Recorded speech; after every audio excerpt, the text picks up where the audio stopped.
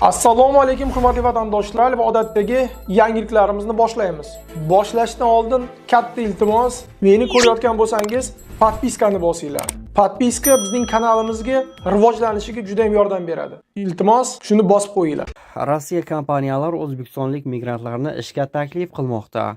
Assalomu alaykum qadrli mehmon, videodan to'liq xabardor bo'lish uchun videoga like va podpiska tugmalarini bosib qo'ying. Aziz do'stlar, siz bilgan va ishonch bildirgan Umbem klinikasi endi sizga yanada yaqinroq. Biz yangi filialimizni ochdik. Shu sabab yangi klinikamizda turli xil xizmatlar uchun 20% gacha chegirmalar taqdim etamiz. Marhamat, klinikamizga kelib, o'zingiz va yaqinlaringiz sog'lig'iga g'amxo'rlik qiling. Bizning yuqori malakali shifokorlarimiz quyidagi sohalarda xizmat ko'rsatishadi: stomatologiya, ginekologiya, terapiya, lor, jarrohlik, pediatriya, urologiya, UZI va boshqa yo'nalishlar. 5000 dan ortiq turdagi laboratoriya tahlillari olinadi hamda eng yuqori sterilizatsiya darajasi o'tkaziladi. Bizning manzil Moskva shahri, VDNX metro bekati, Kondratyuk ko'chasi 2. Telefon raqamimiz 8 925 103 22 55. Mutaxassis ko'rigiga oldindan yozilishni unutmang. Umbem klinikasi. Biz sizning sog'lig'ingiz uchun qayg'uramiz.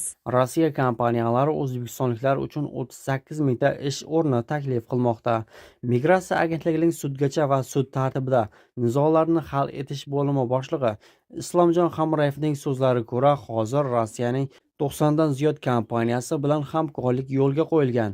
O'zbekistonliklar asosan qurilish, qishloq xo'jaligi, neft, gaz va energetika sanoati sohalarida ishlaydi.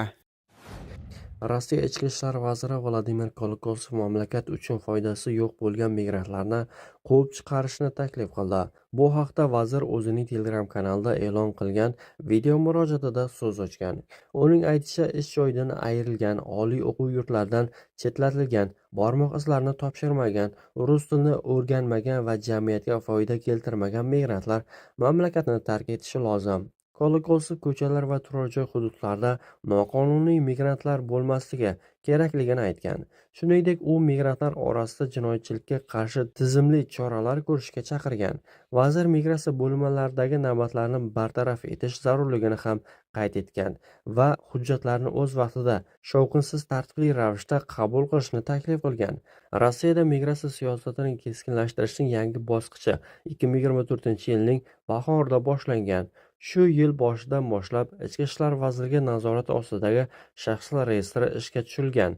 Bu bazaga mamlakat hududida noqonuniy bo'lgan xorijiy fuqarolar kiritiladi. Aprel oyidan boshlab migrant bolalarni maktabga qabul qilishdan avval rus tilini bilish bo'yicha testdan o'tkazish tartibi joriy etilgan. Shuningdek, xorijliklarga nisbatan maxsus deportatsiya rejimi, kirishda qoidabuzarliklar uchun jarimalar, noqonuniy migrantlarga xizmat ko'rsatganlik uchun javobgarlik va salmagan shaxs maqomi kabi chora-tadbirlar joriy etilgan. Rossiyaga asosan MDH mamlakatlaridan migrantlar keladi. 2024-yilda Tojikistondan 120 ming, O'zbekistondan 107 ming va Qirg'izistondan 105 ming kishi Rossiyaga kirib kelgan. Migratsiya siyosatidagi bu keskin choralar tufayli qo'shni davlatlar o'z fuqarolarining huquqlari buzilayotgani haqida bir necha bor norozilik bildirgan. 2024-yilda oktyabr oyida Tojikiston bosh vaziri Rasulzoda Rossiyaga kirish taqiqlari va deportatsiyalar ko'paygani, buning uchun xavfsizlikni ta'minlash kabi umumiy noaniq sabablar ko'rsatilayotganini ma'lum qilgan edi.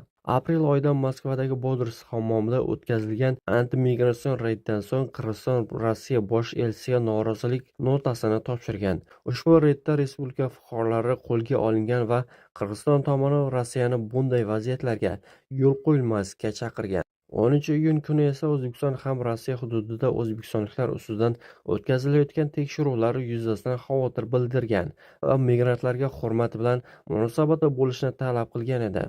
Rossiya tomoni O'zbekiston elchisining notasi asosida bildirilgan ma'lumotlarni diqqat bilan ko'rib chiqishni ma'lum qilgan edi.